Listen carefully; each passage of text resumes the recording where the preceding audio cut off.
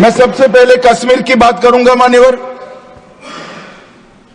कश्मीर में हम सब जानते थे कि पड़ोसी देश से आए दिन आतंकवादी घुसते थे, यहां बम धमाके करते थे, हत्याएं करते थे।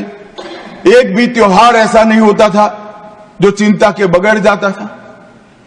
और केंद्र सरकारों का रवैया लचीला होता था, चुप्पी साध जाते थे, बोलने में डर लगता था, कोई दुविधा भी थी, शायद वोट बैंक का भी डर था। नरेंद्र मोदी जी के आने के बाद आतंकवाद के खिलाफ जीरो टॉलरेंस की नीति प्रधानमंत्री की नीति। हमारे आने के बाद भी हमले हुए, उरी पर हुआ, पुलवामा पर हुआ। पहले हमले होते थे, कुछ नहीं होता था, कोई कुछ नहीं बोलता था, जवाब नहीं दिए जाते थे और लोग भूल जाते थे। दिल्ली के अखबारों में कोने में कहीं छपता था, आज 60 लोग शहीद हो गए, मारे गए, बम धमाका हुआ। मगर कोई संवेदना तक समाप्त हो जाए वहां तक चीजें लिंगरिंग रहती गई, लिंगरिंग रहती गई, लिंगरिंग रहती। मोदी जी के आने के बाद उरी और पुलवामा में हमला हुआ। 10 ही दिन में पाकिस्तान के घर में घुसकर सर्जिकल स्ट्राइक और एयर स्ट्राइक कर जवाब दिया।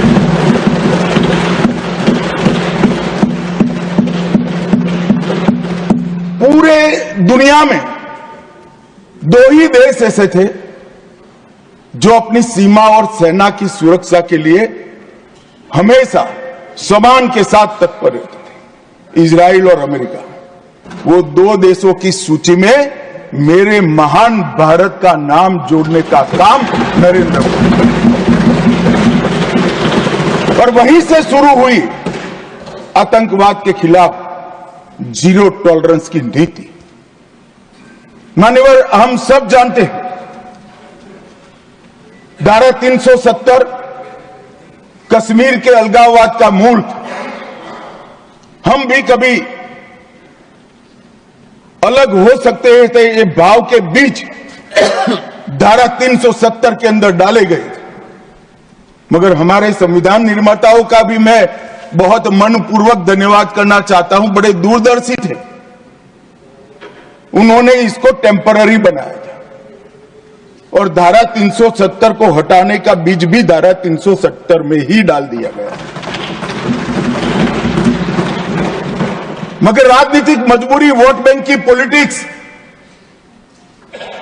हमारे पुरखों ने धारा 370 डाली है, हम नहीं हटाएंगे, ऐसी जिद धारा 370 को लेकर चलती रही, कई सालों तक चली। और मान्यवर, यही सदन में 5 अगस्त 2019 में मोदी जी ने धारा 370 को समाप्त। हमारे संविधान निर्माताओं का वो स्वप्न कि एक देश में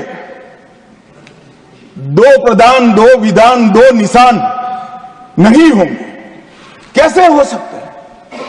देश में एक ही प्रधानमंत्री हो सकता है, देश का एक ही संविधान हो सकता है और देश का झंडा भी एक हो सकता है।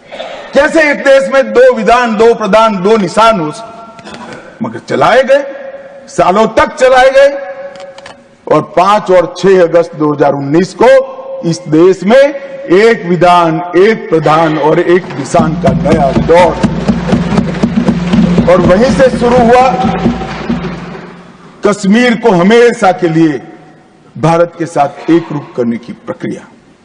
सबसे पहले डोगरी, हिंदी और उर्दू को राज्य की भाषा का स्टेटस दिया गया।